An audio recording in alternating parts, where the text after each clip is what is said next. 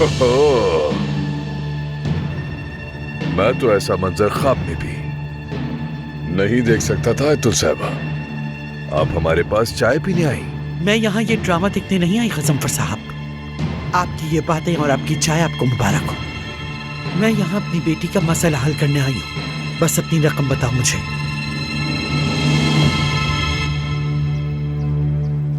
हाँ, अपना लग देखो अली। मैं यहाँ अपनी बीवी को सरप्राइज देने के लिए आया था और तुम्हारा यहाँ कितना रोमांटिक मूड है। मेरी जान, यहाँ पर लोग तुम्हें जानते हैं। इस तरह अचानक आ जाओगे तो बातें बनाएंगे सब। ऐसे अचानक आना ठीक नहीं होता। मुझे बता कर आना चाहिए ना तुम्हें। मैं हमेशा ऐसे ही करूंगा, तुम याद रखना ये बात। ऐसे ही हूं मैं, क्या करूं।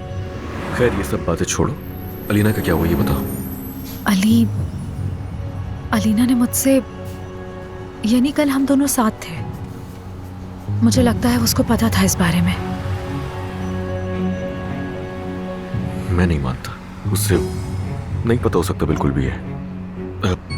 अलीना को अगर ये पता होता कि कल रात हम दोनों साथ में थे तो सुकून से ना बैठती। हो सकता है सुकून से ना हो।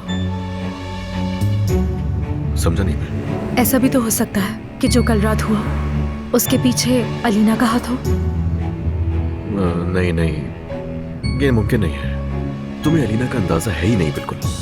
अलीना को अगर हम दोनों पर शक होता तो हरगिज़ चुप ना होती।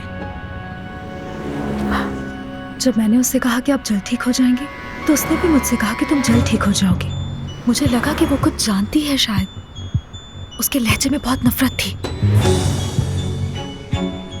वो ठीक नहीं है, तुम दोनों ही दरअसल ठीक नहीं हो। यानी ठिकाने पर है ही नहीं तुम दोनों का दिमाग। तो तुम्हें ये अजीब नहीं लगता? बात सुनो, हमारी जिंदगी काफी घिरी हुई है मसलों में। उसमें से एक मसला तो अलीना है जिसे तुम नहीं जानती। मतलब अगर अलीना को हम दोनों के बारे में पता होता, कम से कम शक भी होता, अगर वो बिल्कुल भी जब्त नहीं करती, वो हम दोनों के लिए कोई ना कोई साजिश कर रही होती। कोई चाय नहीं, कोई कॉफी नहीं, क्या बात है।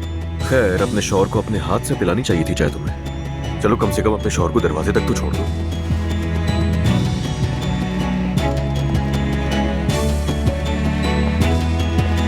और ज्यादा नहीं सोचना। मोहब्बत बदुआ बन गई।